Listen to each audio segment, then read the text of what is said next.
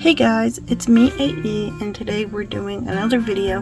This time we're kind of talking about this art piece that I made that I did a redrawing of because I really want to sit down and talk about it because I'm really proud of this original piece and why recreating it has been also pretty big. So this is a piece I made in 2023 for an art class I took at my high school, and the goal here was to make an original character and put them in a scene where they got to pretty much interact with objects. And the reason this is so big is because up to this point I was not good in a lot of my art classes, and for one thing I had a very amateur art style, but it also just came from the fact that I cannot follow direct instructions, and this is something I still struggle with. I will try to follow art tutorials and I just kind of suck, and I don't know what it is. I'm just not good at this kind of having to follow someone else's guides when it comes to making art. And so this was the first project where there really was no instruction to it. It was do what you want to with your own characters. And I really latched onto this because instead of having to draw something realistically, I could go and follow through with what my art style currently looked like. So as a result of this was the only art project that I've ever gone 100% on. This was it was huge. It was put into a display case and it was in the art show. I was so proud of myself for doing this because at this point I just thought, okay, well, I kind of suck at art. Maybe being an artist isn't meant for me, but this really encouraged me to keep going. And now in 2025, my senior year, I am the first and one of the only kids, I think it's been years, to get their display case to themselves. And this is it kind of shows that I've come full circle, and I really wanted to show appreciation by pulling this piece out. Not only is it something I'm very proud of and it shows where I've improved as an artist, but this piece was also made with the teacher I currently have now as a teacher. So I was like, maybe it's her, maybe she's the one that really inspires me. Okay, let's talk about this piece. This right here is Adam. I made Adam in 2020 because I was bored during the pandemic, like a lot of teens were. I'm also a big maladaptive daydreamer, so I created this character, and it was kind of a way for me to have physical contact with a friend, even though he was not real. And the thing about Adam is that he was kind of I know what he looks like in my head, I just can't physically describe it, which is why up to this point there's never been art of him. There's been a few sketches and doodles where I try to figure it out, but none of them look like him. And even now I look at these pieces and I go, I don't know if that's what Adam looks like. Because in my head he's so generic. He's got that blonde hair, blue eyes, and he's got the little long wavy hair and the glasses, and I've seen so many people that look just like him, but none of them are him. And that's where he stands out to me as a person and a character. Instead of showing up in my art, I know he's been in quite a few writings of mine, but still he's never been a long-lasting character, just because I was okay, it's a little bit embarrassing to go, oh yeah, this was 7th grade me's embarrassing fictional crush at the time. So it's kind of been fun to re-pull out this character. So Adam is a musician. He wants to be a famous musician, and he practices a lot. You see his musical influences: Pink Floyd, Queen, Billy Joel, and he's got this big idea that he wants to be famous. The thing about Adam is that he comes from a very conservative family. They are very restrictive in what he does, so he's very shy and kind of insecure about a lot of things. But he has his friend Jack, and Jack is kind of the opposite. Well, Jack isn't super proud of being strange in a way that him and Adam relate to. Jack has more of this ability to be more out there and really make Adam kind of switch his point of view of who he is.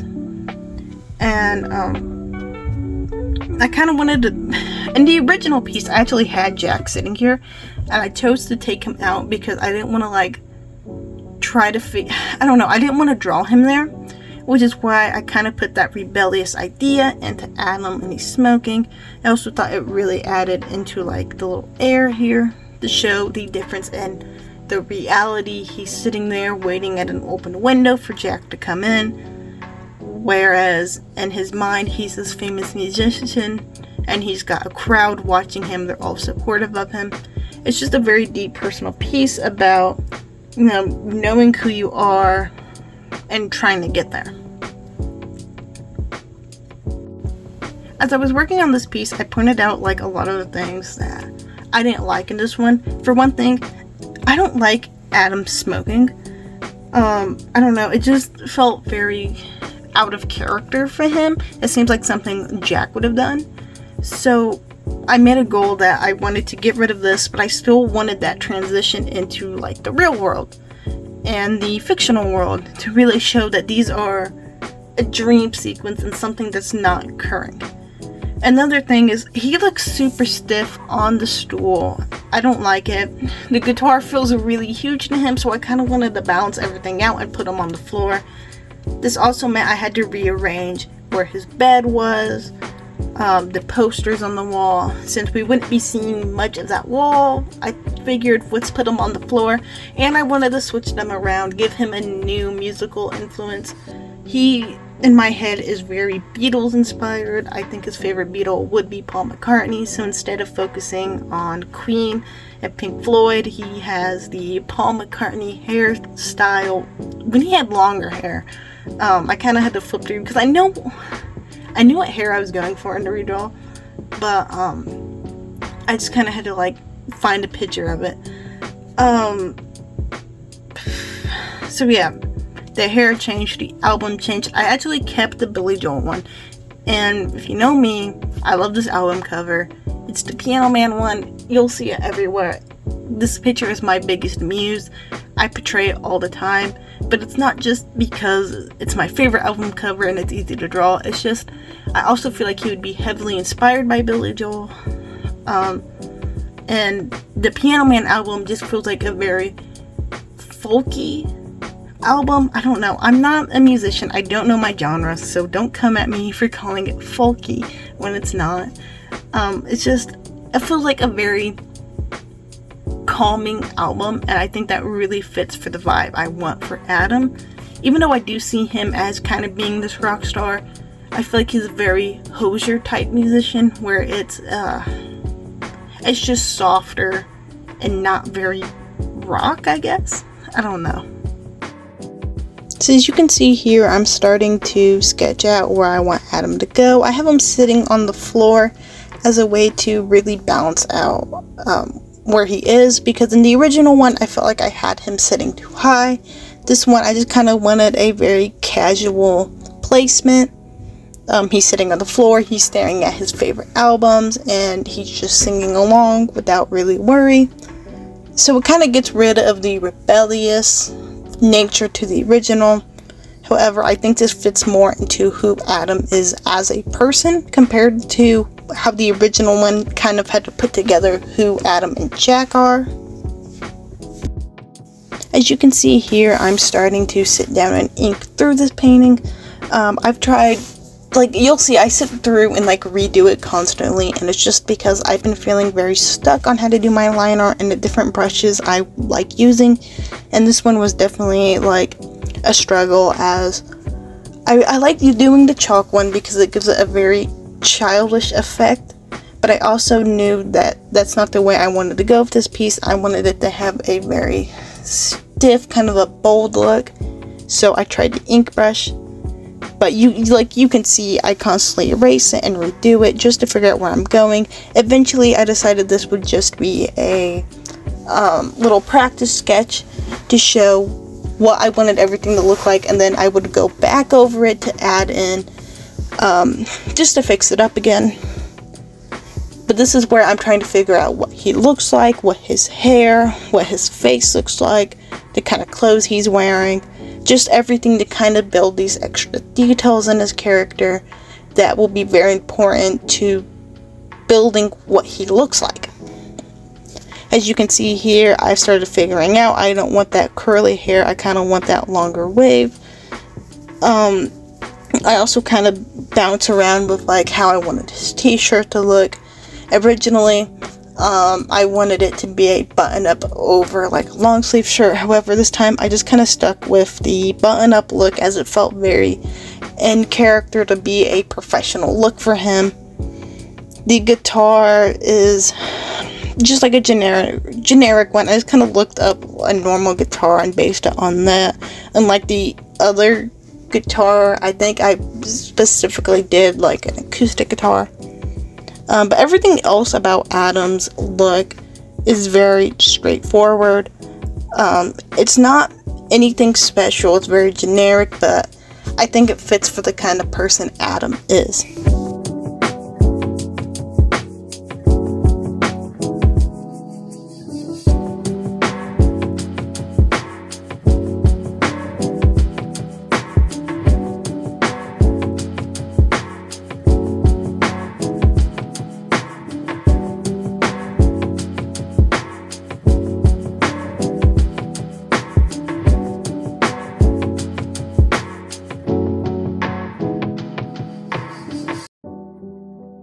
So this is when I finally get into doing the real line work. This is where I go back in, fix up a lot of the sketchy parts, and update the anatomy. You can see here I use an automatic brush to kind of get that wave into where the real world ends and where the fantastical world begins. I had no original sketch in mind for this concert setup. I just knew I wanted to portray him and then the difference in the world. I wasn't exactly sure how to go about getting the actual people at the concert and how I wanted to do that. Usually for it you can only see the lights, which is why I stuck to that. Just kind of like showing the glow of the audience rather than trying to add people. But right there, that's why it's kind of left blank, so I could figure it out eventually. When it came to color, I was not sure where I wanted to go with it. This was a lot of practicing and just kind of throwing down and seeing what worked. For his hair, I knew I wanted that golden tone, where for his skin, I kind of wanted that peach, but not too dark, but not too light. Kind of that John tone, and that's what I went for. For everything else, I just kind of had to try and see what it looked like. I thought the blue blended in too much with everything else, especially knowing that there was going to be a lot of blues and purples in the upper scene, so I changed it to green, and I really feel like that green tone worked really well for him. Looking back at the original, I kind of wish I did stick with gray. However, I do think the green works, especially when you remember that the bed sheets are also green. I did that on accident without looking at the original piece too. The pants are also dark. They're the same color as John's. This was just like a lot of taking the colors I already had and seeing what I could do with them. The shoes are blue. I kind of wish I didn't do blue for them. I think they would have looked better had I stuck another design there. They blend in a little too much with the pants. However, I'm fine with it. For the walls, I picked up a random photo of someone's background. I was like, okay, I really like this idea of like the light gray walls. The floor is meant to look more like carpet, which explains like the little peachy tone to it. Everything else is just like a very generic background color you would see. I will say for the Paul McCartney album cover, I had no clue what color I was doing off the top of my head and got nothing right, so I had to stick it into like a grayscale mode to get it somewhat correct. It doesn't even really look like the album cover. I just kind of roughly did it on top of my head, and so I honestly think it would have been better to go back to an easier album cover, because this looks just like this one Billy Joel one too. So there's that. For the suit, you can kind of see me stick to a lot of the colors I already used, the little gray colors, because I knew they worked well with him. The microphone has hints of blue, just to kind of make it stick out. And then I'm separating each tone from the upper background and the lower background and adding in like the little details to separate them. Here's where I'm going in and shading each one. I like using the shading assist to help me get colors, but I've really stopped following what it says. Another huge thing is usually I sit down for each figure and do a multiply level as a basis of like the shading. I could not really do it with this one because there was so much going on. And I think it would have killed my device by overloading it. So this one I just went over with a multiplied orange and really got this shade down, and then I went over everything else with the other colors to build up the shading.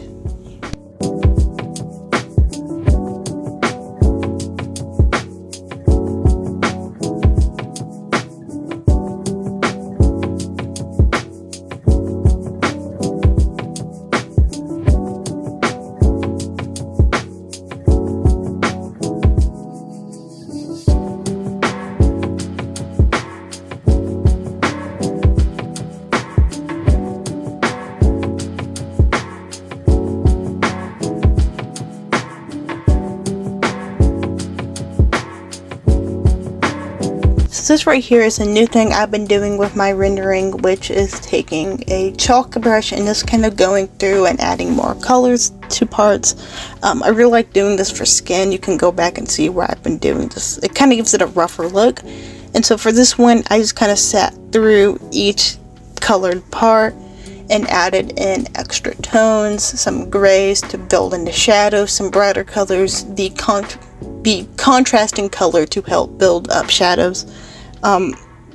It doesn't look super noticeable when you look at the full piece, but when you remove it, you definitely can see the emptiness.